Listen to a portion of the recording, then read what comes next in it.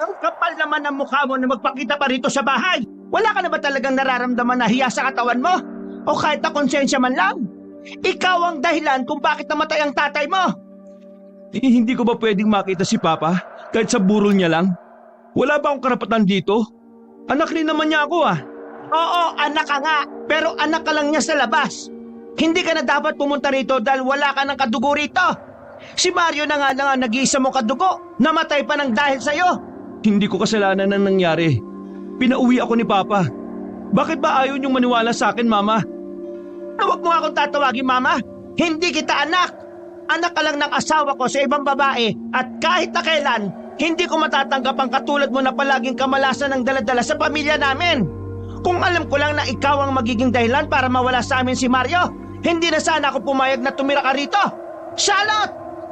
Grabe naman kayo sa akin. Akala niyo ba kayo lang ang nasaktan? Akala niyo ba kayo lang ang nahihirapan sa pagkawala ni Papa? Oo na, kasalanan ko na. Isisi niyo sa akin ang lahat. Pero sana naman, hayaan niyo ako makita si Papa kahit sa mga huling sandali niya lang dito sa mundo. Ang kapal ng mukha mong gustuhin na makita siya, ikaw nga ang dahilan kung bakit siya nawala. Paano ba natitisyon, ha, Tobias? Bakit ba ang kulit niyong matanda ka? Hindi ko nga kasalanan ang nangyari. Bigla niya akong pinauwi sa kalagitnaan ng paglalakbay namin. Hindi ko naman alam na may masamang mangyayari nun. Dahil kung alam ko lang, ay hindi ko naman siya iiwan eh. Kung talagang mahal mo ang tatay mo, kahit anong sabihin niya, hindi mo siya iiwan. Kung talagang gumagana yung utak mo, alam mong maraming aswang pero iniwan mo pa rin. Dahil nga ang sabi niya, hindi niya ako kailangan. Ang sabi niya, may iba siyang makakasama. Kahit na ano pang gawin mong dahilan, ikaw pa rin ang dahilan kung bakit siya namatay. Pinauwi ka niya para makaligtas ka. Kasalanan mo ang lahat ng ito. Ang mabuti pa, umalis ka na rito. Eto, ayan, sa'yo na yung mga biskwit na yan. Ibaon mo sa paglalayas mo. Ayan, yan na lahat yan. Isaksak mo sa baga mo. Ang sama-sama talaga ng ugali niyo. Kahit kailan ay... Ano? Sasagot ka pa? Ha? Ayan! Ano? Masakit ba? Mamumulay ang pisngi mo kakasampal ko pag hindi ka tumigil, ha? Tama na! Hindi niyo ako pwedeng saktan! Tuluyan nang hindi nakapagpigil si Tobias. Kinuha niyang muli ang balde ng biskwit at hinagi sa ginang. Wala nang pakialam si Tobias kung tamaan ng mga nakikipaglamay sa tapat ng bahay. Gulat na gulat ang ginang. Hindi nito inakala na sasabog ng ganon ang binata. Matagal na ako nagtitimpi sa pagiging reyna-reynahan mo ah. Baka nakakalimutan mong matanda ka. Mamamahay ni Papa ang bahay na yan. At hindi naman kayo kasal ni Papa kaya wala kang pakialam kung diyan pa rin ako tumira. Subukan mo akong pagbawalan ulit na pumunta rito. Ipapalit kita kay Papa sa kabaong. Nanlaki ang mga mata ng ginang sa narinig. Dire-diretso naman ang binata papasok ng bakuran at saka lumapit sa kabaong ng ama. Kahit nagbubunga nga pa si Pasita ay wala na siyang pakialam. Ang mahalaga na lamang sa kanya ay ang makita si Mario na kanyang ama. Kilalang manunugis ang ama ni Tobias sa kanilang lugar. Marami nang natugis na aswang ang tatay niya na naging dahilan para maging sikat ito sa nakararami. Si Tobias ang kasakasama ni Mario sa tuwing meron silang dapat itumbang aswang. Kaya nga lang, medyo minala sila ng madali na mga aswang si Mario. Ang pagkakaalam ni Tobias ay nadumog ng aswang ang kanyang ama. Yun ang sabi ng ilang manunugis na naghatid ng labi ng lalaki. Sa pagkawala ng kanyang ama, sinabi niya sa kanyang sarili na hindi siya papayag na hindi siya makakaganti. Huwag kang mag-alala pa. Igaganti kita. Uubusin natin ang mga aswang na yun. Bumuntong hininga na lamang si Tobias. Pinukulan niya ng tingin ang kanyang stepmother na tangkasanang lalapit sa kanya. Tumigil ang ginang sa takot na pagbuhatan na siya ng kamay ni Tobias. Tumigil ka na ha. Igalang natin ang burol ni Papa. Naglakad na palabas ng bakuran ng binata. Nagsarado na lamang ang kanyang kamao nung mga sandaling yun. Nanggigigil siya na may halong pighati. Masyado kasing biglaan ng lahat kahit ang iba rin nilang kapwa manunugis ay nagtaka rin sa nangyari. Habang naglalakad sa hindi malamang direksyon, napadaan si Tobias sa bahay ng kanyang kaibigan na si Elman. Napatigil ang lalaki sa pagpukpok sa upuan nang makita siya sa labas. O tol, nabalita ako nangyari kay Mang Mario. Nakikiramay ako tol ha. Maraming salamat, tol. Pupunta ako mamaya. Nandun ka ba? Hindi. Iwas muna akong makita ko mukha ng stepmother ko eh. Gusto ko lang igalang yung burol ng tatay ko. Ah, okay sige. Pero pupunta pa rin ako sa burol mamaya. Tol, kapag kailangan mo ng kausap sabihan mo lang ako. Si Papa nga pala, nagmumukmok sa loob. Hindi niya matanggap na nawala ang tatay mo eh. Alam mo naman, matalik na magkaibigan ng dalawang yon. Pakisabi kay Manggarin, tibayan niya lang. Kagaya ng ginagawa kong pagpapakatibay. O sige tol, punta mo na kung saan ka pupunta ngayon. Tatapusin ko lang tong nawasak na silya namin eh. Tinapik pa ni Elman ang balikat ni Tobias. Pilit ng ngiti na lang ang naisukli ni Tobias sa kaibigan. Hindi niya alam kung saan siya pupunta. Wala siyang gana sa lahat. Parang gusto niya na lang maglakad ng maglakad at bahala na ang kanyang paa kung saan siya dadalhin. Lutang na lutang ang isip ni Tobias. Paikot-ikot lang sa iisang ideya ang tinatakbo ng utak niya. Yun ay ang magantihan ang mga aswang na pumaslang sa kanyang ama. Sandali siyang tumigil. Napatingin siya sa bilog na buwan. Kapag nakikita niya yon, lagi niyang naaalala si Mang Mario. Palagi kasing pinapaalala sa kanya ng ama na kapag bilog ang buwan, ibig sabihin lang daw noon ay malalakas ang mga aswang sa ganoong oras. Pinapangako ko, Tay, sinusumpa ko sa buwan. Lahat ng mga lintik na aswang na yan ay uubusin ko. Wala akong ititira, bata man o matanda, may sakit man o may kapansanan. Basta aswang, hindi ako magdadalawang isip na, Napalingon si Tobias sa kanyang likuran nang maramdaman na may tao sa kanyang likuran. Isang babaeng nakasuot ng uniforme ang nakita niyang nakatayo sa daan. Nagtaka si Tobias. Hindi niya alam kung anong problema ng babae. Nang magsasalita na sana siya, bigla na lang tumumba ang babae at nagkalat pa ang mga dala nitong gamit. Buisit, anong nangyari dito? Miss? Ayos ka lang ba? Miss? Nag-aalangan man ay inilagay ni Tobias ang ulo ng dalaga sa kanyang bisig. Pilit niyang ginigising ang dalaga. Pero wala na talaga itong malay. Wala nang choice ang lalaki. Kailangan na niyang buhatin yon at dalhin sa mas maayos na lugar. Nanlaki ang mata ni Elman at ni Manggarin nang doon dalhin ni Tobias ang babae. Nagtataka man, pinapasok pa rin sila ng mag-ama. Hiniga ni Tobias ang babae sa papag. Sa puntong yon, saka pa lamang nakita ni Tobias na may kagandahan pala ang babae. Parang manika ang mukha nito. Sa buong buhay niya, yun ang unang pagkakataon na nakakita siya ng dalagang ganun kaganda. Halos lahat kasi ng babae sa kanilang baryo, hindi na nga magaganda ay ang papangit pa ng ugali. Manggarin, Elman, pasensya na. Nakita ko lang kasi yan sa daan na hinimatay eh. Alangan namang iwan ko siya. Nakakaawa naman. Hindi ko alam ang gagawin ko kaya dito ko dinala. Kainis. Nagdadrama ako kanina tapos biglang nangyari yan Ako rin Nagdadrama ako sa kwarto ko. Nataranta ako sa sigaw nitong si Elman. Akala ko naman kung ano na. Pero, di bale, habang wala pa siyang malay dito muna siya. Hindi kaya paggising niya bigla na lang siya magwala. Baka isipin niya, may ginawa tayong hindi maganda. Di bahala siya. Itutulak natin siyang palabas. Kaya mo? Ang ganda-ganda niya no? Ano naman? Biro lang. Kung magising na yan, ihatid niyo kung saan man siya nakatira. Alam niyo naman na delikado na rito palagi kapag gabi. Nagkakalat ang mga aswang. Mas maganda na kung may makasama siyang magaling na manunugis na gaya mo, Tobias. Umiling si Tobias. Hindi niya kayang tanggapin ang papuri ni Manggarin. Para sa kanya, hindi siya karapat-dapat na tawaging magaling. Kung magaling ako, dapat nagawa kong iligtas si Papa sa mga aswang. Lumapit sa kanya si Manggarin at inakbayan siya. Huwag mong sabihin yan. Hindi mo naman kasalanan ang nangyari. Ang mahalaga, buhay ka.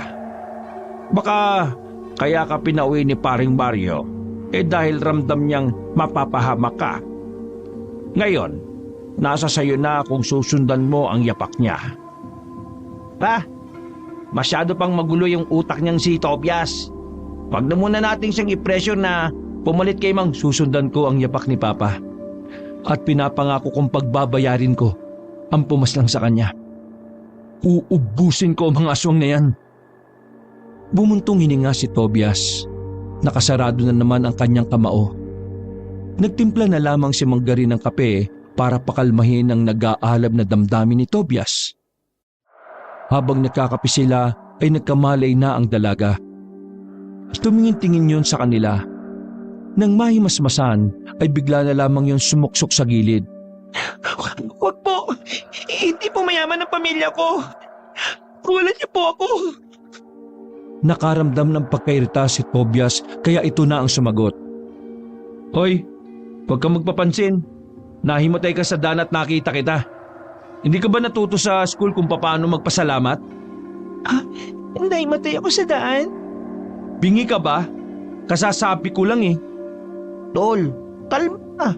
Bakit init ang dugo mo sa babae? Ewan ko, naiirita ako. Iha, totoo ang sinabi niya. Dinala ka niya rito kasi nahimatay ka daw sa daan. Pasalamat ka kasi siyang nakakita sa iyo. Kasi kung aswang ang nakatsyempo, naka, baka absent ka na bukas sa eskwelahan din niya. Parang nakaramdam ng hiya ang babae. Naliwanagan na ito sa sinabi ni Manggarin. Maraming salamat. Hindi ko kasi matandaan eh. Ang alam ko lang naglalakad ako. Pasensya ka na ha. May pinagdaraanan kasi itong kaibigan ko eh.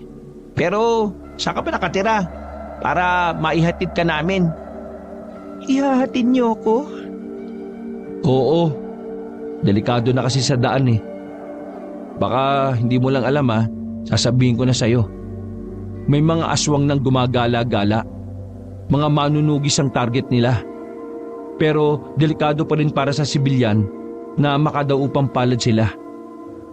May usap-usapan na pati mga sibilyan binibiktima nila. Kaya ko naman ang sarili ko eh. Maraming salamat na lang. Hindi mo kaya ang sarili mo. Hinimatay ka nga eh. Wala kang nagawa. Iha, magpatid ka na sa kanila. Mababait naman ang dalawang ito.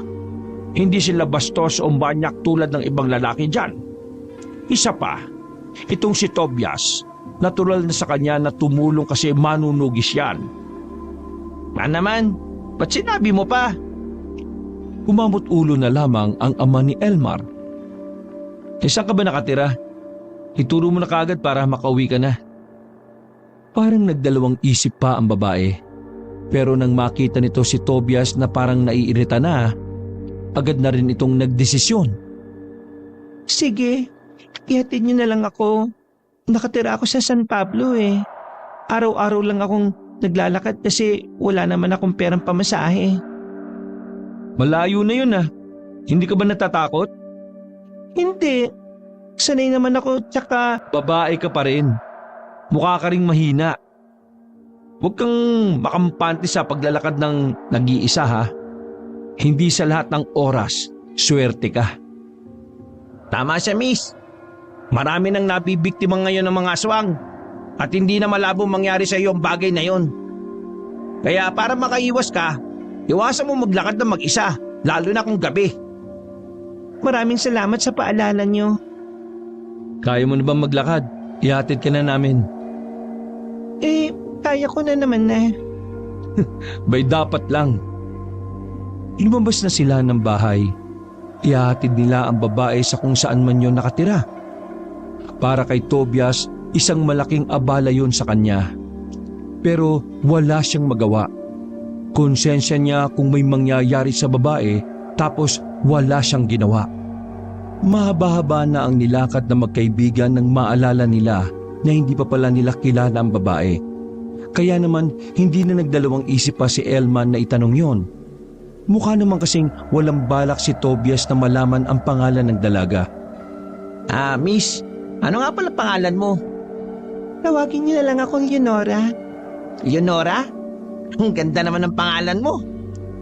Porque kapangalan lang ng dati mong syota, maganda ng pangalan, utot mo. Natatawa at nahihiya na lang si Elman. Hindi niya inakala na babarahin siya ni Tobias. Samantala, masuring nagmamasid naman si Tobias sa kanilang nadadaanan. Hindi naman sa kinakabahan siya. Sadyang hindi na kasi niya alam ang daan na tinatahak nila. Yun ang unang pagkakataon na nagawi sila sa direksyon na yun. Kaya naman hindi niya maiwasang hindi maging mapuri sa paligid. Hindi naman sobrang liblib ang nadaanan nila. Marami pang halaman sa gilid pero kadalasan sa nadadaanan nila ay palayan. Ganun pa man, hindi naging kampante si Tobias. Palim siyang nagdala ng punyal. Para kung sakaling may aswang na humarang sa kanila, may pwede siyang ipanlaban. Ganito kalayong nilalakad mo tapos sasabihin mong ayos ka lang? Hindi mo ba talaga alam ang nangyayari sa probinsya natin? Hindi naman kasi ako lumalabas palagi eh. Lalabas lang ako kapag may pasok. Tsaka doon sa amin, walang TV, walang radyo, wala rin kaming kapitbahay. Yung kalugar namin, ilang metro ang pagitan mula sa bahay namin. Marami nang inabala at pinerwisyo ang mga aswang para lang sa kaalaman mo ha. Isa na nga roon ang tatay ko. Bakit? Anong nangyari sa tatay mo? Pinatay siya ng mga aswang. Natamemi ang dalaga sa narinig. Wala naman kasi sa mukha ni Tobias na namatayan ito. Kaya hindi inaasahan ni Leonora na ganoon ang sasabihin ng binata. Kaya nga delikado na maglakad sa labas ng ganitong oras. Hindi ko alam kung matapang ka lang talaga o sadyang wala ka lang talagang alam sa paligid mo. Pasensya na talaga, wala akong alam. Pero nakikiramay ako sa pagkawala ng papa mo. Sana ayos ka lang. Pep, change topic, Leonora. Malayo pa bang bahay ninyo? Medyo masakit na kasi ang tiyan ko eh. Malapit-lapit na rin. Ayos. Makakapaglabas na rin ng sama ng loob. Uy, nakakaya ka naman. Makikitay ka pa sa ibang bahay. Okay lang. Para makapag-iwan ako ng remembrance ko dun. Nag-peace sign na lamang si Elman sa kanya. Mga ilang sandali lang, narating nila Tobias ang bahay ng babae. Di katulad sa mga nadaanan nila, ang parteng yun na ng lugar ang medyo liblib. Kakaunti lang ang poste ng ilaw. Dahil base kay Leonora, hindi pa lubos na dinideklarang baryo o barangay ang lugar nila. Ayan na yung bahay namin. Pasensya na, medyo maliit lang. Ayos lang. Ang malaga pwede akong dumumi. Ay, oo, sandali, tatawagin ko lang si Lola. Lumapit ang dalaga sa pintuan at mahinghing kinatok ang pinto. Wala pang ilang sandali ay bumukas na rin ang pinto at bumungad ang matandang babae na puti na ang buhok. Bakit ngayon ka lang nakauwi? May project na naman kayo sa school. Teka, sino ba ang mga lalaking ito? Huwag mong sabihin na isa riyan ang nobyo mo, ha? Lola naman, malisyosa ka ha. Wala akong nobyo sa kanila. Nagmagandang loob lang sila na ihatid ako. Magandang gabi ho. Nakita ko po kasi siya na hinimatay sa daan. Ako lang ang naroon kaya tinulungan ko po siya. Nang magkamalay siya, sabi ko ihahatid namin siya dahil delikado nga ang daan. Maraming salamat sa inyo kung ganon. Ito kasing si Leonora kapag napapagod yan talaga minsan hinihimatay yan.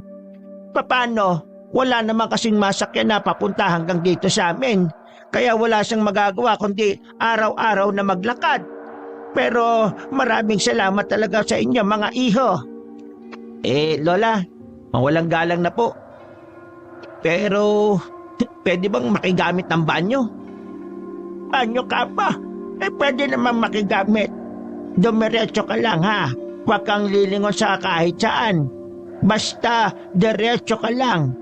May tawag sila sa ganyan focus sa goal. Ngumisi na lamang si Tobias dahil sa pagiging makulit na matanda. Gustong-gusto na niyang umuwi ng mga sandaling yon, pero habang naghihintay siya kay Elman, naging interesado siya bigla sa lugar na yon. Sa hindi kasi malamang dahilan, parang nakaramdam si Tobias ng kakaiba. Palagay niya, dapat siyang mag-usisa sa lugar na yon. Sa dami na kasi ng lugar na napuntahan nila ng kanyang ama, parang yun na lang yata ang lugar na hindi niya alam. Leonora, anong tawag sa lugar ninyo? Ang tawag ng iba dito, baryo ng Baldos. Pamilya Baldos kasi ang unang tumira dito noon. Pero ang tawag naman ng iba rito, libliban. Kasi liblib na. Bakit? Marami na kasi ako napuntahan ng lugar sa probinsya natin. Pero hindi ako pamilyar dito Kailan lang naman kasi nabuo ang baryong ito. Hindi pa nga kami kinikilalang baryo May napalitaan ka bang merong aswang dito? Sa tanong na yun ay parang nabigla ang babae. Agad itong tumingin sa malayo para hindi makita ni Tobias ang panlalaki ng mata nito. Aswang? Wala naman akong nababalitaan. Di ba nga, lagi lang akong nasa loob ng bahay?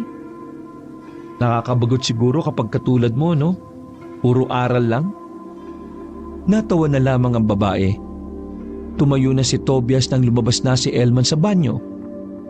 Nagpaalam na rin sila dahil mag-aalanganing oras na rin. Isa pa, kailangan ni Tobias na bumalik sa burol ng ama. Sigurado ba kayong hindi na muna kayo magkakape? Naku, maraming salamat na lang po. Mas marami pong kape sa burol namin. Sige ho, aalis na ho kami. Maraming salamat ulit Mag-iingat kayo. Hindi na lumingon si Tobias habang si Elman naman ay kumaway-kaway pa sa maglola. Habang naglalakad sila palabas ng baryo na yon, meron silang nakasalubong na dalawang lalaki. Nakatingin lang din yon sa kanila na parabang nakikiramdam kung may gagawin silang masama. Bakit tol? Kilala mo ba yung dalawang yon? Mga aswang. Aswang yun?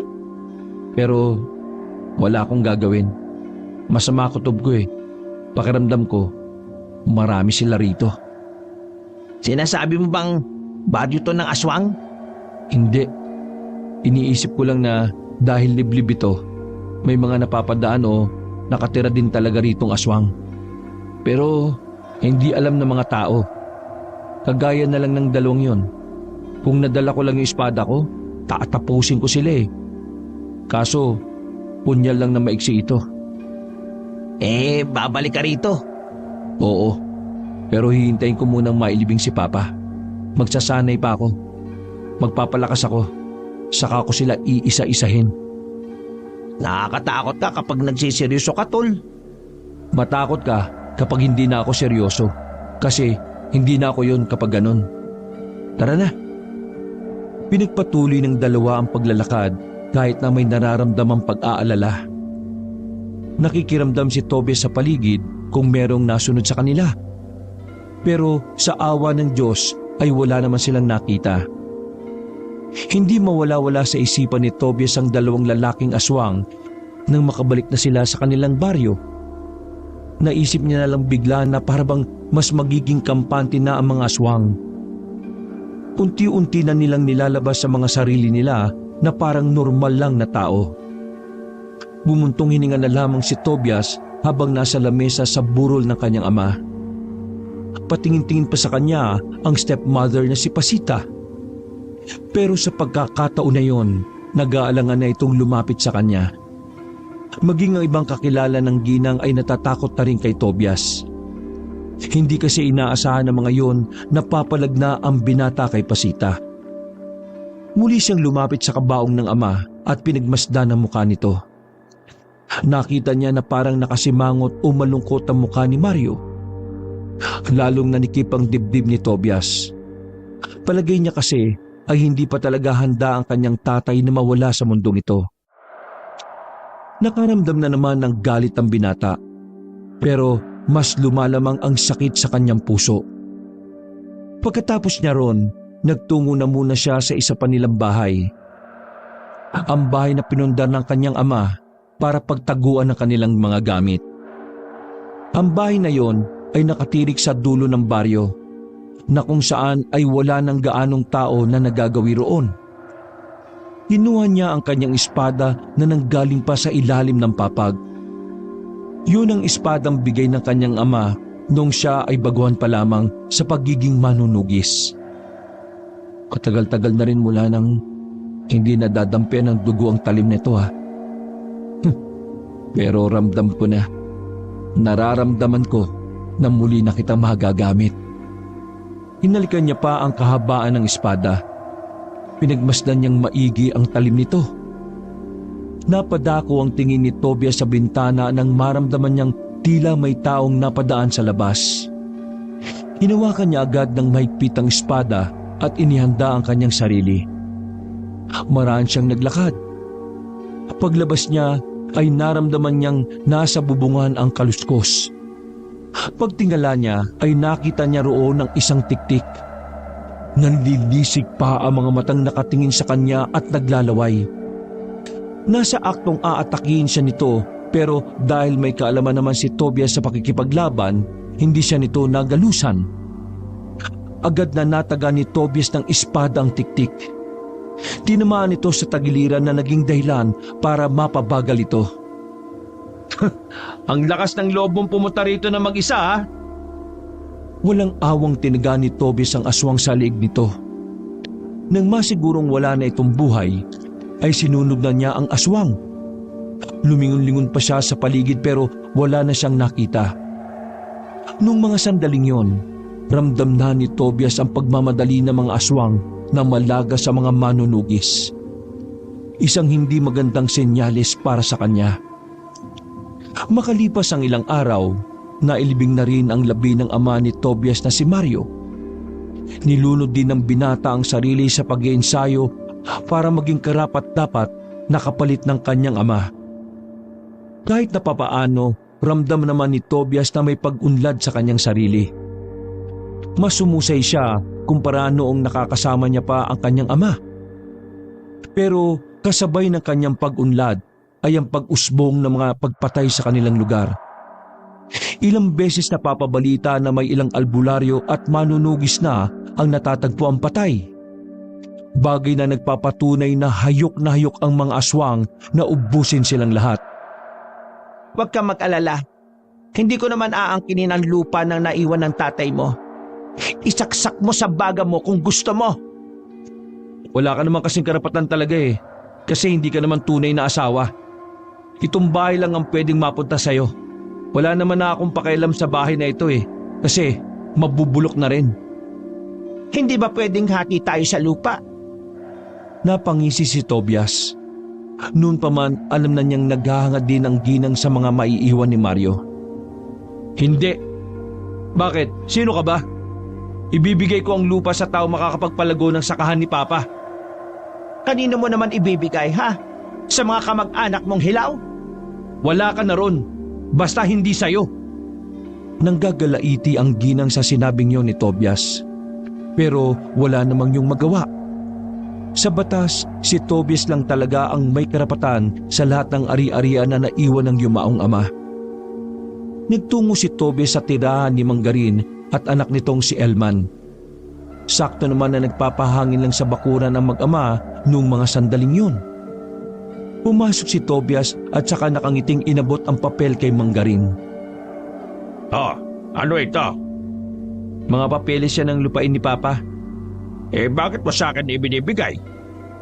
Ikaw lang po kasi ang nakikita kong pwede magpatakbo ng sakana na iwan niya eh. Sayang ang mga pananim doon. Sagana pa naman. Wala rin kasi akong alam sa ganyan eh. Ikaw lang yung kasakasama ni Papa sa sakahan. Kaya naisip ko na baka kaya mo kong tulungan sa bagay na ito. Sa iyo ko po ipagkakatiwala ito. Huwag po kayo mag-alala. Maghahati po tayo sa mga kikitain. Napatayo si Manggarin sa kanyang kinauupuan. Hindi ito makapaniwala. Sigurado ka ba, Tobias? Wala namang problema sa akin kung may kikitain ako. Ang akin lang mahalaga ito sa papa mo. Hindi ba mali na ipaubaya mo ito sa hindi mo naman kadugo? Parang kadugo ko na rin naman kayong dalawa ni Elman. Matalik na kaibigan ho kayo ni Papa. Matalik na kaibigan ko rin naman si Elman. Kayo ang laging nandyan sa amin kapag may problema kami. Kaya wag na ho kayo magtaka na mas may tiwala pa ako sa inyo kaysa sa mga kamag-anak ko. Ay nako, Diyos ko. Itong taong to, huwag ka mag-alala, iho. Gagawin ko ang lahat para maging maganda ang takbo ng sakahan natin. Maraming salamat to, Manggarin. Naging maganda naman ang pagpapatakbo ni Manggarin sa sakahan sa mga unang linggo. Masaya si Tobias. Dahil sa wakas, mas mapagtutuunan niya ng pansin ang pagtugis niya sa mga aswang. Hindi na siya humingi ng alalay sa mga kapwa nila manunugis. Mula nang mamatay ang kanyang ama, nawala na siya ng tiwala sa mga kapwa nila. Hindi man lang niya kasi nakitaan ng parehong interes ang mga ibang manunugis. Parang natakot pa nga ang mga yon na kalabanin ng ibang aswang. Pero wala nang pakialam si Tobias kung may sumama man sa kanya o wala. Ang mahalaga na lang sa kanya ay mapatay ang mga aswang. Naglalakad si Tobias patungo sa libliban noong mga sandaling yon. Babalik siya sa lugar kung saan nakatira ang dalagang si Leonora. Dala-dala niya ang kanyang gamit. Talagang mukha siyang manunugi sa mga sandaling yon. Habang naglalakad papasok sa libliban, nakasalubong niya ang matandang si Esang. Madilim na ang daan pero katakataka na nasa labas pa ang matanda. Nagkatinginan sila at napatigil. Iho, di ba isa ka sa nagatid sa apo ko? Tama ako, hindi ba? Opo, tama po. Ano ginagawa mo rito? Pupuntahan mo ba si Leonora? Natutulog na. Iba po ang pakay ko. Iho, sabihin mo nga sa akin, ano ka ba talaga? Tumingin ng seryoso ang lalaki. Hindi na niya itatago pa ang tunay niyang katauhan. Isa po akong manunugis ng aswang. Anak ng dating pinakamagaling na manunugis na pinatay rin ng mga aswang. Marios, Bakit po? wala naman. Sige po, tutuloy na po ako. Hahanapin ko pa yung mga aswang sa lugar na ito.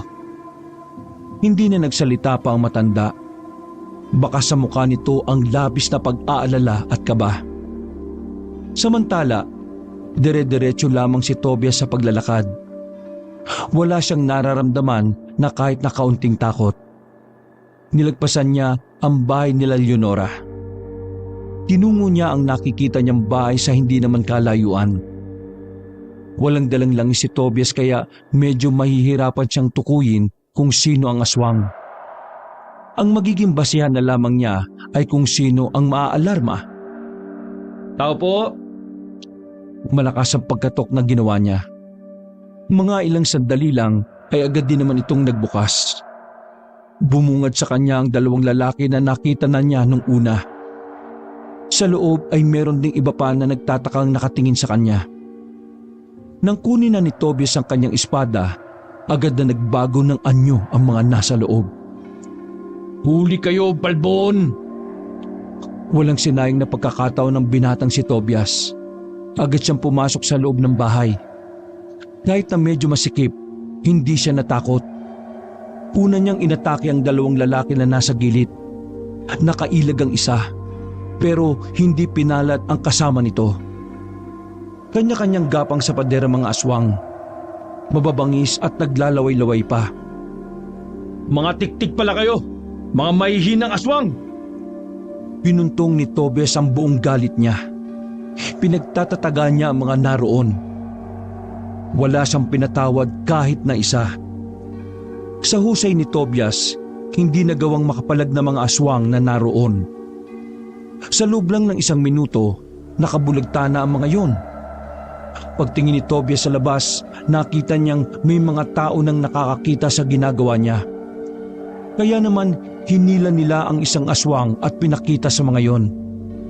Makinig kayo! May aswang sa lugar ninyo at kabilang ang mga ito sa mga yon. Kayo, wala bang aswang sa inyo? Nanginginig na umiling-iling ang mga tao. Natatarantang umalis sa mga yon. Hindi pa nakontento si Tobias. Sinunog niya ang mga bangkay ng mga aswang na kanyang napaslang. Kalmado lang siya sa gilid habang kumakain ng pinitas na bayabas. Parang wala lang nangyari. Naging halang na ang kaluluwa niya pagdating sa mga aswang. Nagsisimula pa lang ako.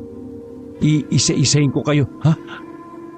Napatigil ang sasabihin ng binata nang biglang marinig niya ang magkakasunod na yabag ng paa. Tumayo siya nang makitang nasa labas na ng bakuran ng mga yon. Mga aswang ang mga yon. Inaasahan niya na may mga darating pa.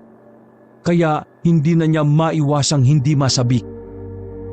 Sa halip na mabahala dahil sa bilang ng mga aswang na naroon, mas lalo siyang tumapang at naging determinado. Kung sinuswerte ka nga naman, oh. Hindi nyo na ako pinahirapan pang hanapin kayo, ah. Muling ipinorma ni Tobias ang kanyang espada sa ere. Handang-handa na siyang lumaban. Mga ilang sandali lang, kanya-kanya nang naglundagan ng mga aswang. Hindi nagpatinag ang binatang manunugi sa mga yun. Ipinakita niya ang kanyang husay sa pag-ilag. Hindi rin pangkaraniwan ang opensang ipinakita ni Tobias. Kahit ang mga aswang na yon ay nagulat sa kanyang kahusayan. Oh, bakit kayo tumigil? 5 pa lang ang nababawas ko sa inyo, ah. Natatakot na ba kayo? Sa isang iglap lamang, nakahandusay na ang mga aswang sa lapag. Nagkakatinginan ng mga aswang na naroon. Buong akala ni Tobias ay aatrasan na siya. Pero hindi niya inaasahan ang mga sumunod na nangyari. Bigla na lang kasing may tumusok na parang karayom sa kanyang leegan. Dahil doon, naramdaman niya ang pamamanhid ng kanyang muka. Sumunod doon ang bagyang pagkahilo. Buisit! Walang nagawa si Tobias kundi ang umatras. Mas mapapadali ang kamatayan niya kung papalagan niya ang mga yon. Napatingin siya sa gilid. Yun lang ang natatanging daan na pwede niyang suotan. Kahit na bahagyang nahihilo, hindi nagdalawang isip si Tobias na tumakbo papunta sa halamanan. Tumalon siya roon. Mabuti na lang ay nakakapit siya, kaya hindi siya natumba. Susuray-suray na tumakbo si Tobias papasok ng kagubatan. Pagtingin niya sa likuran ay nakasunod pa rin ng mga aswang. Habang tumatakbo, nararamdaman niya ng parang kaunting-kaunti na lang ay babagsak na siya. Umiikot na rin ang kanyang paningin. Wisit! Malas! Nang malapit na niyang maipikit ang kanyang mga mata, ay naramdaman na lamang niya na may malambot na kamay na humawak sa kanya. Hinila siya nito paalis bago pa man siya tuluyang mahabol ng mga aswang. Hindi na alam ni Tobias sa mga sumunod na nangyari. Nagising na lang siya na wala na siya sa kagubatan. May kaunting hilo pa rin siyang nararamdaman. Pero wala na ang pamamanhid ng kanyang muka. Sinubukan niyang bumangon. Nakita niya si Leonora sa gilid. Habang ang matandang si Esang naman ay nagpipiga ng bimpo. Leonora? Kami ang nagligtas sa iyo ni Lola. Ano bang nangyari sa akin? Hinahabol ka ng mga aswang. Mabuti na lang ay naabutan ka namin ni Lola. Merong nakatusok sa liig mo eh. Karayom yun na binabad sa lason. Lason? Nalason ako?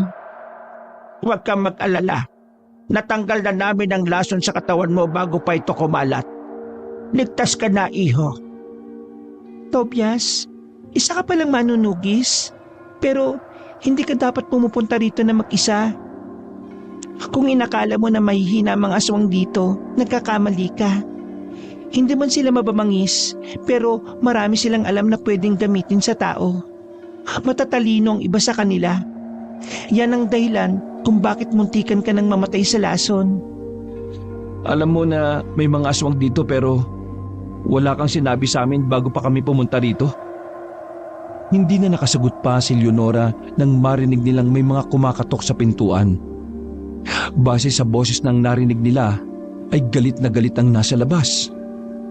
Nako, nandito na sila, Leonora. Langis, ipahid mo sa kanya. Dali-daling pinahid ni Leonora ang kulay asul na langis. Walang nagawa si Tobias kahit na ayaw niya ang amoy nito. Halika rito. Dito ka magtago. Hindi, lalabanan ko sila. Hindi mo sila kakayanin. Sige na, halika na. Pwersahan siyang hinila ng babae. Dahil bahagya pa siyang nahihilo ay madali siyang naipasok sa aparador ng dalaga. Binuksan ng matandang si Esang ang pinto. Agad na pumasok ang isang lalaking payat at namumutla ang muka. Medyo maangas ang tindig at boses nito. Mula sa maliit na butas sa aparador ay kita ni Tobias na mga aswang yon. Hoy, tanda! May nakapagsabi sa amin na dito dumaan ang manunugis ha. Nasaan? Ituro mo! Bakit naman kami ang tinatanong ninyo? Malay ba namin kung tinulungan niyo ang lokong yon? Eh di ba kasi dati na rin kayong may tinulungan na manunugis? Wala. Kwento-kwento lang yan. Hindi naman yan napatunayan. Walang manunugis dito. Umalis na kayo. Kasi kung hindi, isusumbong ko kayo kay Supremo. Kapag napatunayan ko na tinatago niyo ang manunugis dito, hindi kami magdadalawang isip na idamay kayo. Wala akong pakialam kahit na isa ka sa pinakamatandang aswang ng henerasyon. Inamoy-amoy pa ng lalaking si Topper ang bahay. Pero dahil sa langis na pinahid ni Leonora kay Tobias ay hindi nila naamoy ang manunugi sa aparador. Inis na umalis sa mga aswang na yon. Nang masiguro ng maglola na wala na ang mga yon ay saka na nila pinalabas si Tobias. Pero bigla na lang kinuha ni Tobias ang gunting na nasa gilid. Wala ang kanyang espada kaya yun na lamang ang kanyang dinampot. Aswang kayo? Aswang din kayo? Tobias, hayaan mo kami magpaliwanag. Paliwanag? Anong paliwanag ang sasabihin nyo? Niloko nyo ako.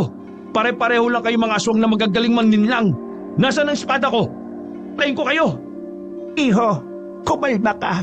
Hindi kami ang mga aswang na dapat mong kalabanin. Dahil katulad niyong mga tao, ang mga aswang ay nahahati rin sa dalawang uri. May masasama at may mabubuti. Sinasabi mo bang mabubuti kayo? Tumango ang matanda. Hindi nyo ako maloloko, ano? Alam ko ang ugali ng aswang. Iisa lang kayo. Naiintindihan ko ang nararamdaman mo, Iho. Pero makinig ka sa sasabihin ko. Kilala ko ang ama mo, si Mario. Siya ang pinakamahusay na manunugis ng probinsyang ito. Minsan na rin kaming nagtago, pero wala siyang ginawa sa akin dahil alam niya hindi ako gaya ng iba. Alam kong hindi ka panipaniwala, pero ako ang nagbibigay ng impormasyon sa ama mo tungkol sa mga aswang. Noong araw bago siya mamatay, nagkausap kami. Sinabi ko sa kanya kung ilan ang mga aswang, ang mga pangalan ng mga opisyal ng aswang, mga kuta kung saan at kung ano-ano pa. Manahimik ka! Huwag mo nang bilugin ang ulo ko. Kaming dalawa ni Lola ang kumamot kay Mang Mario bago siya mamatay. Natamimi si Tobias sa kanyang narinig nang si Leonora na ang nagsalita. Lalong humigpit ang pagkakahawak niya sa gunting dahil ang kanyang tatay na ang pinag-uusapan. Hindi totoong kumakalat sa baryo nyo na si Mang Mario ay pinatay ng mga aswang. Alam kong alam mo na hindi siya basta-basta mapapaslang ng mga aswang, Tobias. Tao ang pumaslang sa iyong ama, hindi aswang. Anong sinasabi niyo? Hindi namin alam kung bakit siya pinaslang. Pero nung sandaling pinuntahan niya kami habang naghihingalo siya, sinasabi niya sa amin na kilala niya ang mga pumatay sa kanya. Mga manunugis na hindi niya na nagawang banggitin pa ang mga pangalan. Basta habang ginagamot namin siya, sinabi niya sa amin na kapag nawala siya, bubungkalin na ng mga aswang ang sementeryong nakabaon. Nasa sementeryong yun ang mga katawan ng mga aswang na maalamat. Mga aswang na malalakas at kahit sino ay hindi yun basta-basta matatalo. Sinabi niya sa amin na hindi dapat mangyari yon dahil katapusan na ng lahat kapag nangyari ang gusto ng mga aswang. At ang masaklap pa raw nito, may mga taong nakikipagtulungan sa mga aswang. Tama na! Huwag niyo nang sirain sa akin ang kapwa ko manunugis. Hindi niyo kami mapag-aaway-away. May kinuwang kung anong papel ang matandang si Esang. Nilapag niya yon sa lamesa. Ilang araw bago siya mamatay, nakipagkita siya sa akin para kumalap ulit ng impormasyon. Bago siya umalis, binigay niya yan sa akin. Sinabi niya sa akin na kapag napahamak siya, saka ko lang daw ibigay ang papel na ito sa kanyang anak. At ikaw ang alam kong anak niya. Kaya huwag ka mag-alala, hindi ko yan binasa. Kinuha ni Tobias ang papel. Pagbuklat pa lamang niya ay nakilala niya agad ang sulat kamay ng kanyang ama. Bigla niyang naalala ang sandaling naabutan niya si Mario na may sinusulat sa papel. Ganun na ganun ang papel na nakita niya noon. Kaya naman nakumbinsi siya na galing nga yun sa kanyang ama. Habang binabasa niya ang sulat, hindi siya makapaniwala sa kanyang mga nalaman. Unti-unti niyang nabitiwan ng gunting. Marami pa siyang gustong sabihin sa amin noon pero di na niya kinaya. Ang huli na lang niyang hiniling sa amin ay dalhin siya sa ilog para doon siya malagutan. Ang ilog na madalas niyo raw puntahan noong bata ka pa. Tuluyan ang nagbagsakan ng mga luha ni Tobias sa kanyang mga nalaman. Dahil sa sulat, nalaman niya na ang sinasabing sementeryo ng mga aswang ay nasa mismong lupain ni Mario. Ang lupain na tinatayuan nila ng malawak na sakahan. Base rin sa sulat, kakamkami ng mga aswang ang sakahan at doon huhukayin ang katawan ng mga malalakas na aswang. At dahil wala na nga si Mario, nararamdaman ni Tobias na hindi na malabong mangyari ang binabalak ng mga aswang. Ang hindi lang malaman ni Tobias ay kung sino ang mga taong nakikipag-ugnayan sa mga aswang. Sino ang mga manunugis na sinasabi ni Esang.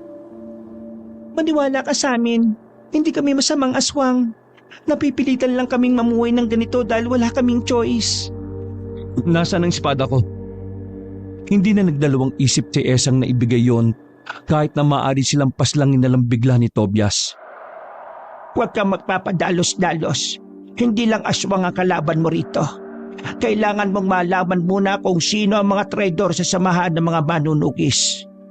Iho, ikaw lang ang makakapigil sa binabalak ng mga kapwa naming aswang. Kaya sana, pag-isipan mong magbuti ang mga hakbang na gagawin mo. Wala pa rin po akong tiwala sa inyo. Pero maraming salamat sa mga sinabi niyo sa akin. Sige po, kailangan ko nang umalis. Tobias, sasamahan kita. Hindi na. Kaya kong lumaban mag-isa. Mapapakinabangan mo ko. Marami akong pwedeng sabihin sa iyo na kahinaan ng mga aswang. Isa pa, kailangan mo ng alalay, lalo pat dalawa ang kalaban mo rito. Tama si Leonora, iho. Kailangan mo ng makakasama. Marunong din naman makipaglaban ng apo ko. Marunong ding manggamot. Magtiwala ka sana sa akin. Gusto lang namin ni Lola na tumanaw ng utang na loob sa ama mo. Dahil mula nang buhayin niya kami, nagkaroon kami ng pagkakataon na makitang muli ang kabutihan. Huminga na lamang si Tobias. Ayaw man niya na may makakasama, pero napagtanto na lang din niya na mas maigi na rin yon. At natuto na siya sa nangyari sa kanya, na dapat hindi niya minamaliit ang mga aswang at hindi siya dapat nagpapadala sa kanyang emosyon. Sige, basta ayaw ko na magiging pabigat ha. May isa pa pala akong dapat sabihin sa iyo. Ano ho yun? Gamitin mo ang espada ng iyong ama. Yun lang ang makakapatay sa pinuno namin. Tumango na lamang si Tobias bilang pasasalamat. Isinuot na ng binata ang kanyang damit. Binalutan niya ng tela ang espada na may mga bahid pa ng dugo. Lola Esang, hindi pa rin ako 100% na naniniwala sa inyo. Kaya sa oras na lokohin niyo ko, yari sa akin tong apo ninyo. Wala namang problema sa akin. Basta, nasa sayo pa rin yan. Ang gusto ko lang naman ay hindi magtagumpay ang mga masasamang aswang. Maingat na umalis si Tobias at Leonora. Walang nakakita sa kanilang aswang kaya naman ligtas silang nakalabas ng libliban. Pasensya ka na kung hindi ko kagad sinabi sa'yo na baryo ng aswang ang lugar namin. Natatakot kasi ako na baka bigla mo na lang kaming paslangin ni Lola. Naglalakad na sila noon pauwi sa baryo nila Tobias. Wala nang katao-tao sa paligid. Ramdam na ramdam din ang katahimikan na parang nakabibingi. Alam mo na kung sino ako una pa lang? Oo. Mula doon sa nawalan ako ng malay hanggang sa makarating ka sa amin. Planado namin lahat ni Lola. Pagtangka namin yun na sabihin sa iyo ang totoo, kaso nung gabing yun, kita ko na hindi mo pa kayang umintindi dahil masakit pa sa iyo ang lahat. Ganun ba? Sige. Hindi ka nagalit? Gusto mo ba makita kung paano ko magalit? Huwag na. Nanahimik na ang babae sa mga sumunod na sandali. Samantala, sa halip na umuwi si Tobias sa bahay ng kanyang ama, agad siyang dumiretso sa kanilang sakahan. Hindi niya maintindihan ang nararamdaman ng mga oras na yon. Kinakabahan siya. Pagkarating nila roon, tahimik na ang sakahan nila. Nakapagtataka na wala roon ng ibang mga magsasaka na dati namang nagtatrabaho para kay Mario. Nagkaroon na ng masamang kutob si Tobias. Ang unang pumasok sa isip niya, baka napahamak na si Manggarin. Meron ka bang nararamdaman na aswang na naririto? Meron. Marami sila. Doon. Tara, pumunta tayo ron. Marahan at maingat ang ginawa nilang paglapit. Malakas ang kutob ng dalaga na sa likod ng matataas na puno ay naroon ng mga aswang. Nang makarating sila roon, ay pasimple silang sumilip. Hindi inaasahan ni Tobias ang makikita niyang eksena. Maraming aswang ang nagtitipon sa bahay kubo na kung saan madalas na pinagpapahingahan ng mga magsasaka ni Mario. Pero nagsalubong ang kilay ng binata nang matanaw ang mga pamilyar na mukha na naroon. Ha? Si Manggarin? Si Elman? At ang mas nagpakulupan ng kanyang dugo ay ang kanyang stepmother na naroon din. Nakakapit sa braso ni Manggarin na parang linta. Sila ang nakikipag-ugnayan sa mga aswang? Tobias, mukhang binibenta ng ama ni Elma ng lupain ninyo sa mga aswang. Pagkamuhi agad ang nabuhay sa kalooban ng binata. Hindi niya kailanman naisip na ang mga tunay pala talaga niyang kalaban ay nasa buhay niya lang din. Naiiyak sa galit si Tobias, lalo na sa katotohanan pati ang kanyang kaibigan na si Elman ay matagal na siyang pinagmukhang tanga. Buong buhay niya, akala niya ay sinsero ang pakikipagkaibigan nito sa kanya. Ang lupain pala ang matagal ng hangat na mag-ama. Tobias, gagawin natin. Pipigilan ba natin sila? Hindi. Hahayaan ko muna mangyari ang gusto nila. Mas magandang hindi nila alam na may alam na ako. Tara, umalis na tayo. Nagmamadaling umalis ang dalawa roon. Wala nang pakialam si Tobias kung naibenta na ni Manggarin ang lupain ng kanyang ama. Ang mahalaga, alam na niya ang susunod niyang gagawin. Tumungo siya sa bahay na pinagtataguan nila ni Mario ng kagamitan nila. Kinuha niya ang espada ng kanyang ama. Sa lahat ng espadang nakita niya, yun lang ang pinakamaganda para sa kanya. May disenyo yung dragon sa katawan at ang hawakan nito ay may nakaukit na pangalan ng kanyang yumauring ina. Hindi ko alam kung karapat-dapat ko bang gamitin ang espada na ito. Pero para sa kapakanan ng mas maraming tao, inararangal kong hawakan ito bilang pansamantalang akin. Tobias, kakalimutan palang sabihin ni Lola. Tingnan mo sa kabila ng hawakan, naroon na rin ang pangalan mo. Nang iikot ni Tobias ang hawakan ng espada, ay nakaukit nga roon ang kanyang pangalan. Napayak na lamang ang binata. Niyakap niya ang espada. Dapat pala, hindi ko na sinabi. Umiyak ka tuloy. Lumapit ang dalaga kay Tobias. Tinapik-tapik nito ng mahina ang balikat ng lalaki. Mahal na mahal ka ng papa mo. Nung pumunta pa siya sa amin, lagi kanyang nababanggit. Pero bakit hindi niya sinabi sa akin ang tungkol sa sementeryo ng mga aswang? Dahil ayaw kanya madamay dito. Ayaw niyang magulong buhay ang danasin mo. Sa totoo lang, ayaw nga ng papa mo na sumunod ka sa yapak niya eh. Maraming salamat sa mga impormasyon na sinabi mo sa akin. Pero dito ka na lang muna sa bahay na to. May pupuntahan lang ako. Kakausapin mo ba yung mag-ama? Tumango na lamang ang binata. Dala-dala ang espada ng kanyang ama ay naglakad siya patungo sa kinaroroonan nila Elman at Manggarin. Nang nasa tapat na siya ng bakuran, nakita niya si Elman na pasipol-sipol habang nagpapakulo ng tubig. Habang tinitingnan niya ang kaibigan niya, hindi niya pa rin maintindihan kung papaano siya nito tinraidor. Uy! Tobias! Gabi na! Anong ginagawa mo dyan? Lumapit si Elman sa kanya nang may ngiti sa muka. Normal lang ang pakikitungo nito na parabang wala itong ginagawang masama. Napadaan lang ako. Gusto ko lang kayong kumustahin kung nasa maayos ba kayong kalagayan. Maayos lang naman kami ni Papa. Si Papa, nagpapahinga na sa loob. Yung lupain kaya ng tatay ko, maayos pa ba? Tila ikinagulat ni Elman ang sinabi ni Tobias. Uutal-utal itong sumagot. Ha? Yung lupain? Yan, maayos. Maayos naman yon. Kaya huwag ka mag-alala. Ngumiti na lamang si Tobias kahit na ang totoo. Gustong-gusto na niyang hatawin ng espada ang tinuring niyang kaibigan. Nagpaalam na rin siya sa kaibigan. Kumaway pa si Elman sa kanya bago siya tuluyang makalayo. Ang sunod niyang pupuntahan ay ang mga kampo ng kapwa niya manunugis.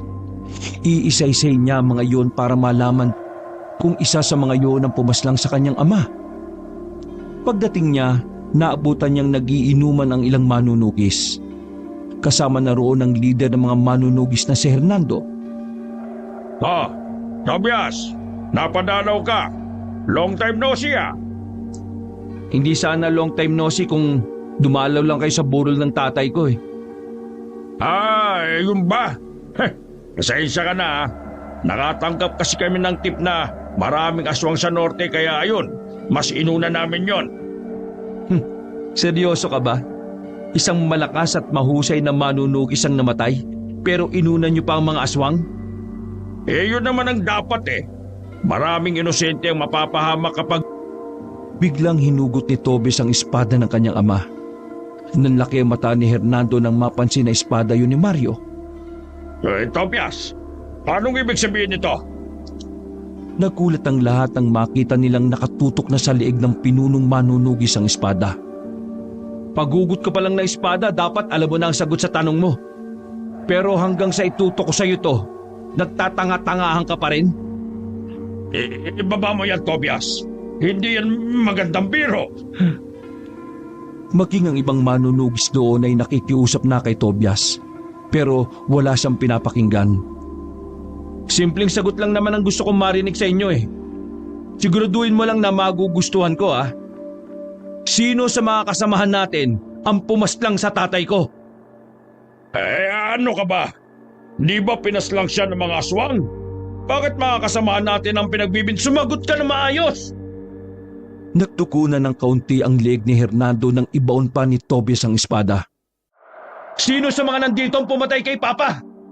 Sumagot ka na maayos! Kung hindi, tutuluyan na kita! Sa takot na mas bumaon pa ang talim sa lalamunan, napilitan na lamang na umamin ang matanda. Oo na. Amin na ako. Kasama ako sa pumaslang kay Mario. Pero hindi ko naman talaga gusto yun eh. Nasilaw lang ako sa pera. Agad na nag-init ang ulo ni Tobias. Humigpit ang hawak niya sa espada. Pero hinintay muna niya kung sino-sino ang mga nakasama ni Hernando. Ang mga kasama mo? Sino-sino? Si Umeng, si Dando, at si Duroy. Sila! Apat kami! Nagkukuluan ng iba nilang kasamahan sa kanilang mga nahalaman. Habang ang tatlong nabanggit naman ni Hernando ay hindi na makatingin ng diretsyo. Bakit niyo pinaslang si Papa? Dahil sa pera. Nasilaw lang kami sa pera. Sinong nag-utos sa inyo? Si Paring Garin, siya ang nag-utos sa amin. Pinapatay niya si Mario sa amin. Alam mo ba kung bakit gustong mamatay ni Mang Garin si Papa? Ha? Hindi. Ang sabi niya, naiinis siya. Gusto niyang mawala si Papa para makuha ang lupain. Ibebenta niya sa mga aswang dahil ang lupain na yon ay libingan ng mga malalakas na aswang. Dahil sa ginawa niyo ay malalagay sa alanganin ng buong probinsya. Kapag nabuhay nila ang mga aswang doon ng sabay-sabay, katapusan na natin. Hindi mo ba naisip yon? Hindi. Kailangan ko rin kasi ng pera eh. At saka masyadong bida-bida ang tatay mo. Nalalagay kami sa alanganin ng dahil lang sa... Nakulat ang lahat sa ginawa ni Tobias. Nakita na lang nila na sumirit na ang dugo ni Hernando sa leeg. Sa ginawa ni Tobias, natakot ang tatlo pang kasama ni Hernando. Pero hindi yung pinatawad ni Tobias.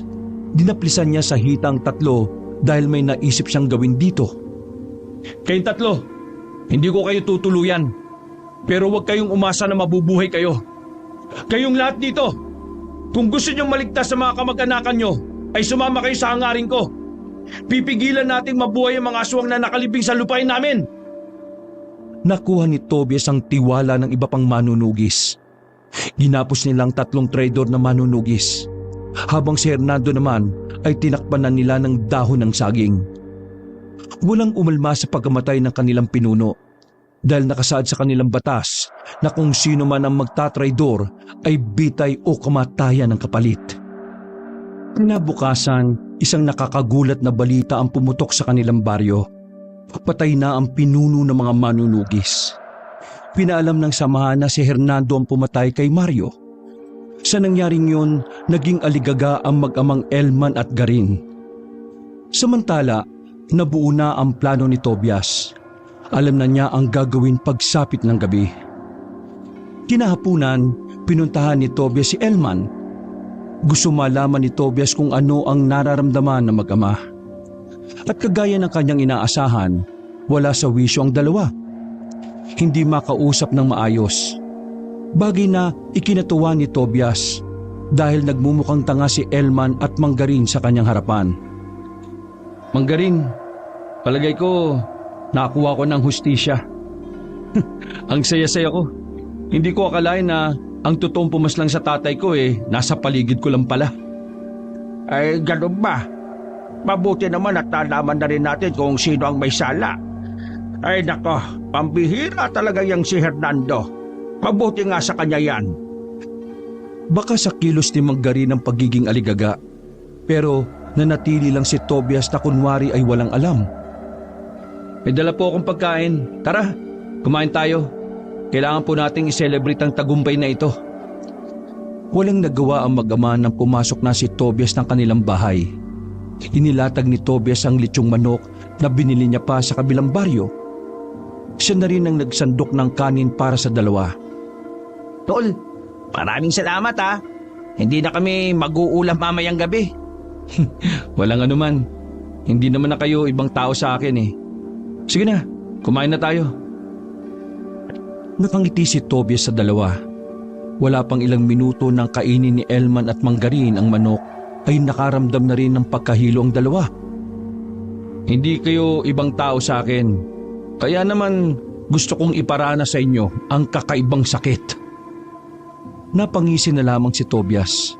Walang kamalay-malay si Elman at Mang Garin sa kanilang sasapitin. Matapos ipakuha ni Tobias ang mag-ama ay pinuntahan naman niya ang ginang na si Pasita. Pinatulog niya rin yon at dinala. Pagsapit ng gabi, nagtungo na rin si Tobias at Leonora sa sakahan na pagmamay-ari ni Mang Mario. Nagtayo sila ng pansamantalang kubo sa gitna mismo ng lupain.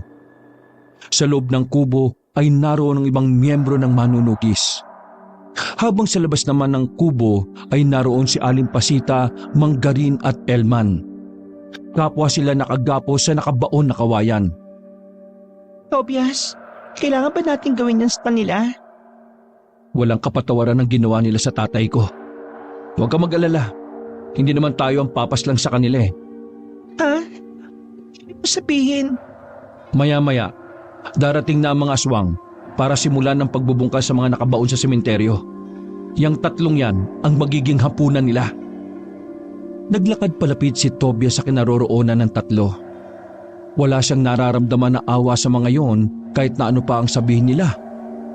Tol, kawalan mo na ako rito. Napilitan lang naman ako sumama kay Papa eh. Hindi ko talaga gusto pangyari yun. Nakita kita kagabi. Kasama ka sa pagbenta ng lupain sa mga aswang. Sobrang saya mo nga nang tumanggap kayo ng pera eh. Ngayon, sabihin mo sa akin na hindi mo ginusto. Eh kasi, laban na Elman. Hindi siya makikinig sa'yo. Tobias, hindi ako nagsisisi sa ginawa ko sa tatay mo. Kahit napatayin mo ako rito, wala kang maririnig mula sa akin na sorry. Inggit na inggit ako sa tatay mo eh. Binata pa lang kami, nasa kanya na lahat ng pabor ng mga tao. Siya ang sikat, siya ang matalino at magaling. Inagaw niya sa akin ang mama mo. Lahat na lang ng dapat sa akin ay napunta sa kanya. Tama lang ang ginawa ko. Masyado na siyang pumapapel sa baryo. Siya na ang kinikilala ng bayani. Habang ako walang nakakakilala sa akin. Kahit na anong gawin kong pagpapakahusay sa panggagamot, wala pa rin. At lahat ng yon ay dahil sa ama mo. Hindi niya kasalanan kung mababang uri ka. Tapos siya hindi. Nilamon ka ng inggit mo. Ikaw ang may kasalanan kung bakit ka naging ganyan. Kaya wala kang karapatan na inagaw niya ang lahat sa'yo. Wala akong pakialam kung humingi ka ng tawad o hindi eh. Dahil mas magiging masaya pa ako kung matitikman mo ang impyerno kasama ng mga mahal mo sa buhay. Ganun naman kasi, sabi ko na kasi sa iyo kagabi, pagkuha natin ng pera umalis na tayo ng baryo. Ayan tuloy ang nangyari sa atin. Isa ka pa, Pasita. Wala kang kwentang tao. Minahal ka ng tatay ko ng totoo. Pero anong ginawa mo? Niloko mo siya at kasama ka pa sa nagplano sa pagpaslang sa kanya. Napakawala mong puso! Hindi makapagsalita ang ginang. Hiyang-hiya ito at tila nawala ang angas sa muka. Maya-maya pa ay sumenyas na rin si Tobias sa isa nilang kasamahan. Nagbuhos ng isang balding dugo ng baboy sa harapan ng tatlo. Yun ay para mas madaling maamoy ng mga aswang at makalapit kina Manggarin. Tol! Ano to, Tol? Para saan to, Tol? Tultulin mo mukha mo. Hintayin nyo na lang yung mga bisita ninyo. Sabay na pumasok si Tobias at Leonora. Sa loob ng kubo sila naghintay sa pagdating ng mga aswang. Makalipas lang ang halos isang oras, naririnig na nila ang malalakas na angil mula sa kagubatan. Dahil doon, paulit-ulit na nagmamakaawa si Elman kay Tobias. Pero hindi lumabas si Tobias hanggat wala pa ang mga aswang. Maganda kayong lahat. Papunta na sila. Tumango ang ibang manunugis. Maging si Leonora ay inihanda na rin ang sarili. Hindi nagtagal, narinig na lamang nilang nagsisigaw ang tatlo sa labas. Kasabay nito ay ang mga ingay na nagmumula sa mga aswang. Hindi nakatiis si Tobias. Lumabas na rin siya ng kubo. Nadatnan niyang sinisimulan ng lapain ng tatlo. Mabuti na lang ay natigil agad ang mga yon nang makita si Tobias. Hindi malaman ni Tobias kung bakit niya yun ginawa. Kung tutuusin, dapat ay wala na siyang pakialam na mamatay sina Elman. Pero nakakaramdam siya ng inis dahil kahit nakamuhi-muhi ang kasalanan nila, hindi kaya ni Tobias na pantayan ang kasamaan ng mga yon. Para bang may nagsasabi sa kanyang puso na mali na ipakain niya sa mga aswang sila Manggarin. Ganon din ang tatlong manunugis na traidor, na siya namang nasa kabilang banda ng kubo at nakatali rin. Agad na naglayuan ang mga aswang.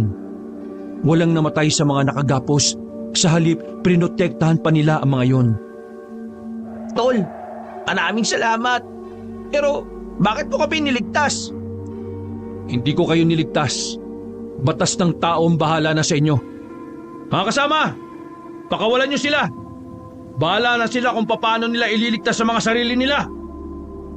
Natamimi si Manggarin sa narinig niya. Samantala, nagsimula na rin ang sagupaan.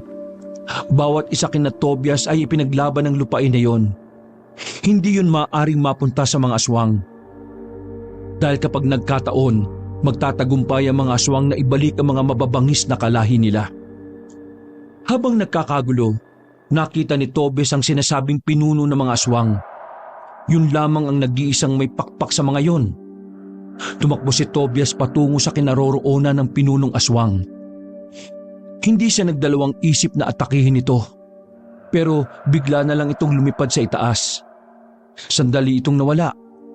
Mga ilang sandali lang, may lumipad ng aswang na nasa likuran niya. Tinamaan si Tobias ng kalbot nito. Mahaba ang kuko ng aswang kaya agad na dumugo ang kanyang likuran. Wisit, mukhang mahirapan ako sa isang to ah. Kailangan kong unahin ng niya. Pinagandaan ni Tobias ang sunod na atake ng aswang na yon. Sandali niyang tiningnan ng mga kasama. Kampante siyang hindi nadedehado ang mga manunugis. Kaya naman tinuon na lamang niya ang atensyon sa kalaban. Nagulat na lang si Tobias nang biglang lumitaw sa dilim ang pinunong aswang. Tangkang kakalmutin siya nito ng mahabang kuko nang biglang sumulpot si Leonora. Hinila siya nito. Ang kaso nga lang, si Leonora ang tinamaan ng kalmot. Malalim ang hiwa ng babae sa tagiliran hanggang sa bewang. Bakit mo ginawa yun? Huwag mo akong intindihin. Kaya ko ang ganitong sugat. Kung ikaw ang tinamaan nito, patay ka na. Mabilis ang kalaban mo. Dalhin mo siya sa gubat dahil mahirapan siyang lumipad doon. Bilis! Kami nang bahala sa mga aswang na nandito. Tumakbo si Tobias papasok sa kagubatan. Epektibo naman yon dahil sinundan siya ng pinunong aswang. Lumugar si Tobias sa maraming puno.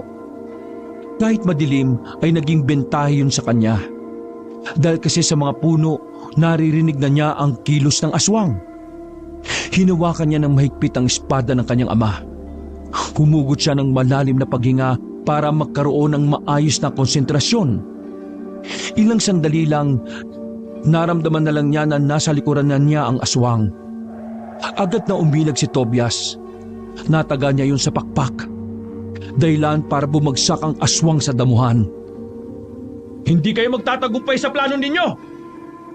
Tinaga ni Tobias ang pinunong aswang pero kahit sugatan na ang isang pakpak nito ay nakailag pa rin. Nagawa pa nga nitong makaatake na nagdulot ng sugat naman sa mukha ni Tobias. Masyado kang maligalig ha! Eto pa! Tinamaan niya ulit yon, pero sa pagkakataon na yon ay ang kabilang pakpak naman ang nadali niya. Sinamantala na ni Tobias ang pagkakataon. Sinundan niya pa ng isa pang taga. Hindi na nakailag ang aswang. Sinalo nito ang taga ni Tobias sa kaliwang balikat.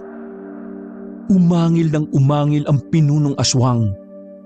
Sinubukan pa nitong lumaban pero sa puntong yon ay hinang-hina na rin ito. Nang tuluyan na itong bumagsak ay inakala ni Tobias na patay na nga yun. Hanggang dito na lang kayo.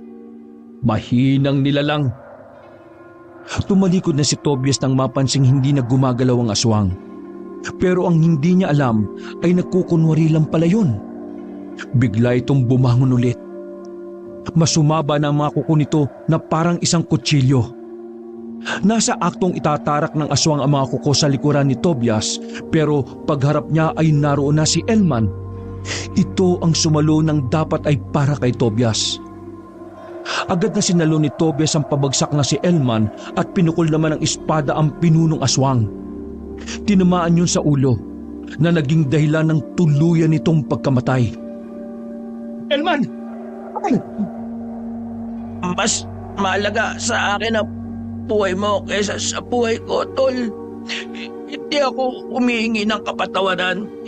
Hindi ko yun deserve. Pero gusto kong malaman mo na may parte ng buhay ko na totoong tinuring kitang kapatid. Elman! Uy! Tata! Ang ginawa yun! Tuluyan ng bumitaw ang binata sa kamay ni Tobias. Kahit anong gawin pag-alog ni Tobias sa kaibigan ay hindi na rin yun tumutugon pa sa kanya. Sa puntong yun, para pang nabura na ang lahat ng galit ni Tobias kay Elman. Pansamantala niyang nakalimutan ang kasalanan nito. Ang tanging tumatakbo lang sa isipan niya ay sana magkaroon ng pagkakataong makabawi si Elman sa kanya. Pero kahit ilang sana pa ang sabihin niya, batid niyang hindi na yon mangyayari pa. Hagulgol ang ginawa niya. Bitbit niya ang katawan ng kaibigan at naglakad pabalik sa sakahan. Pagdating niya roon, natalo na ng mga manunugis ang aswang. Agad namang lumapit si Manggarin para kunin ang wala ng buhay na anak. Yan ang epekto ng kasakaman mo, Manggarin. Humagulgol ng iyak ang matandang lalaki. Napailing na lang din si Tobias. Sa parehong gabi, tinipon nila ang mga bangkay ng aswang. Sinunog nila yon sa iisang lugar. Pagkatapos, binungkal na nila ang sakahan. Tumambad sa kanila ang mga puntod na hinihinalang malalakas na aswang. Para hindi na yun mabuhay pa ng ibang aswang, pinagsama-sama nila ang mga buto sa isang drum. Sinilaban din nila ng apoy.